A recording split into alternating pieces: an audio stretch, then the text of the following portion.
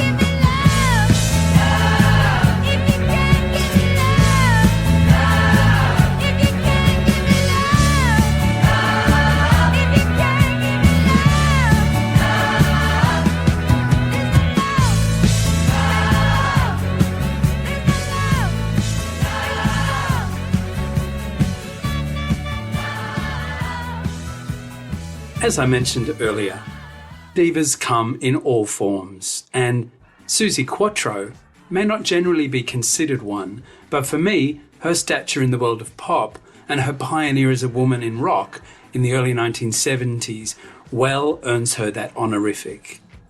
Gender roles have always been cleverly toyed with in pop culture, and Suzi's often leather-bound, swaggering, tough and ball-busting image was not all she was, but it helped sell millions of records, especially in her adopted homeland of England and here in Australia, where she became a regular visitor and household name. Suzi was also known as the Wild One, the Glycerin Queen, and simply Suzi Q. She was born in America, but it was her relocation that built the rock star she became. I'm not sure about young lesbians or older ones in the 1970s, but for this gay boy, Suzi was a star, the real deal. She oozed confidence, attitude, and empowerment. Surely the ingredients needed to be referred to as a diva. Having grown up listening to and watching this amazing woman, I definitely channeled a bit of her in my Steph. A female who takes no guff from anyone, especially men, and who marches to the beat of her own drum. In 1973, there were very few, if any, women in rock, and Suzi Quatro became one. I've chosen her 1978 hit, If You Can't Give Me Love, as it shows a softer side to her persona. The singer would return to harder material, but for me, it is always her look, her spirit, and the great songs she chose that made her one of my divas. Long may you rock, Suzi Quatro.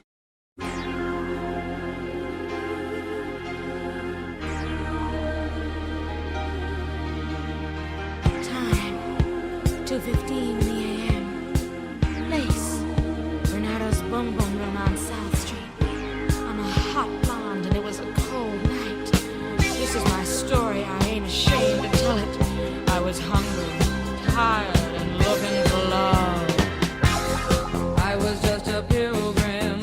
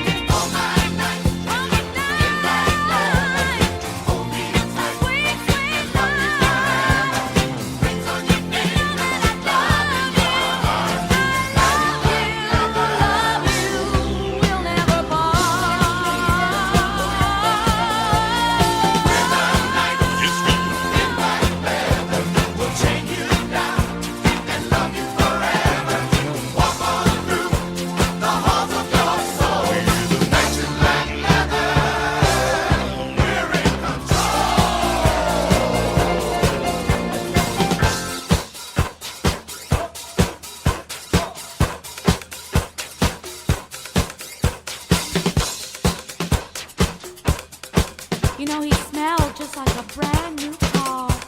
'Cause everything he owned was leather.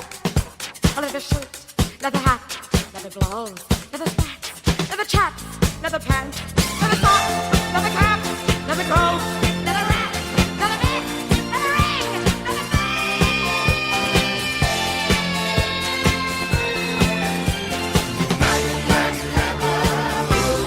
we'll never part.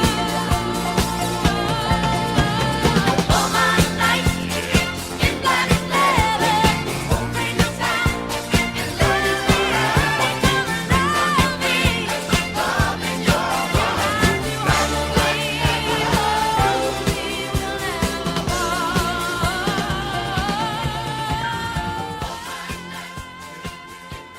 The divine Miss M. Bette Midler. No self-respecting, card-carrying homosexual is not aware of or entranced by this incredible force of nature. When the word diva was invented, it was surely modelled after Bette Midler. Her influence in my writing, and moreover in my personality, is undeniable. The divine Miss M, other than being a vocalist sublime, is a comedian of the highest order and an actor not to be underestimated. Her notorious stage shows have helped make her one of the best known and loved entertainers of all time.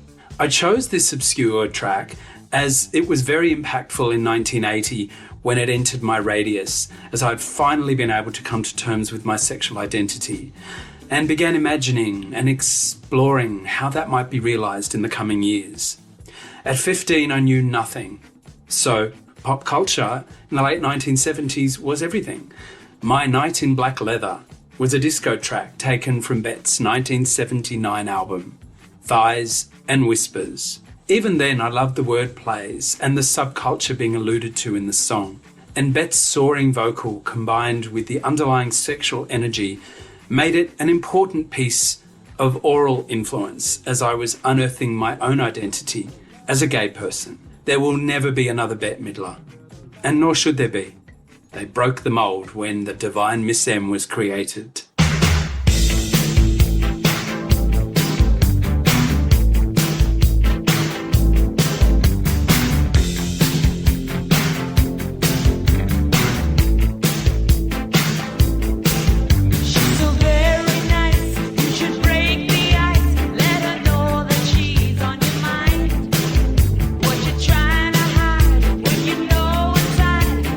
Best thing you'll ever find. Oh,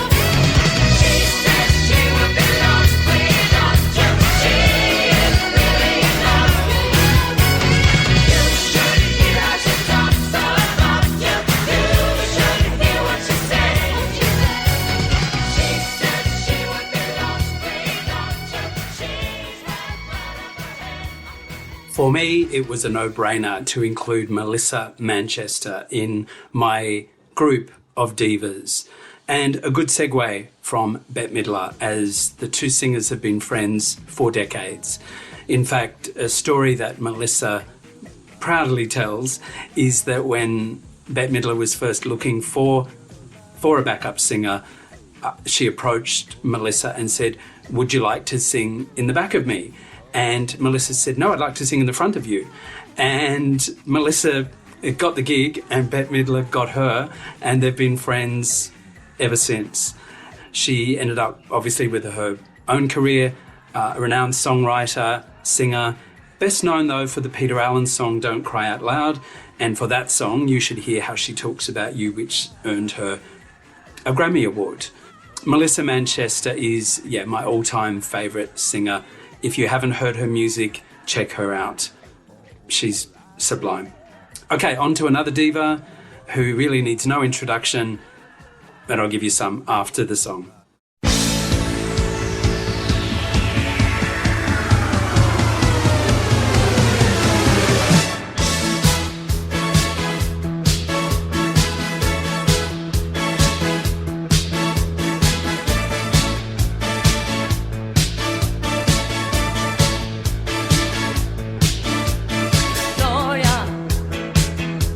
You're always on the run now, running after somebody.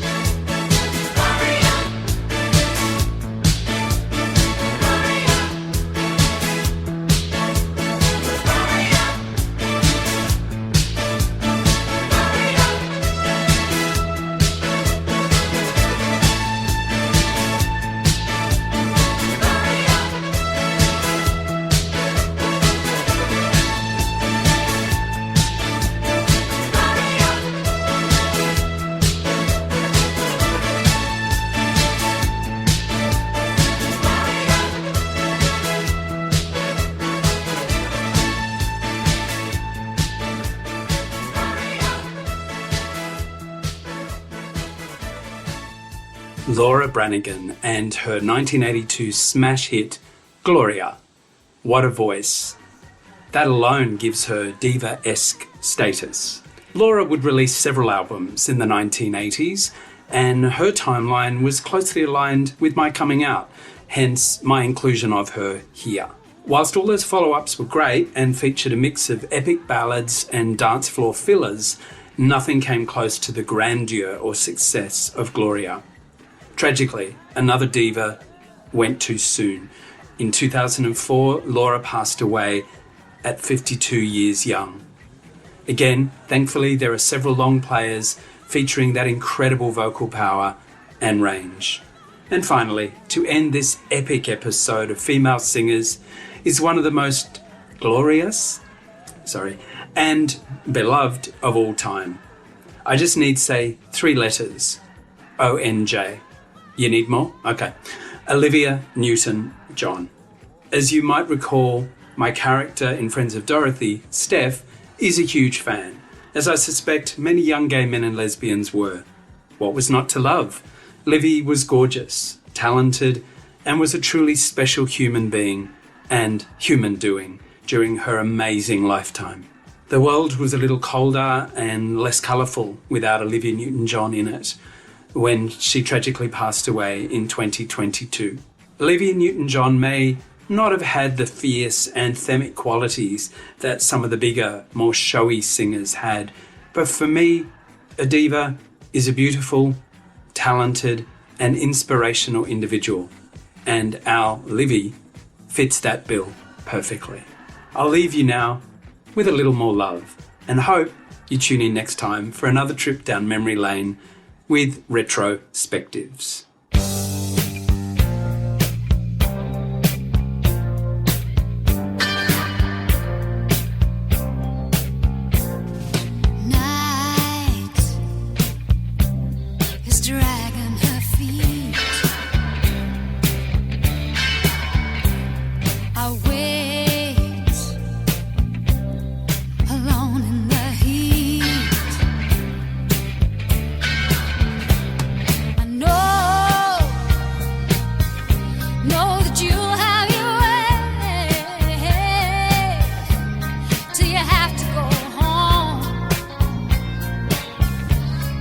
Word I can say.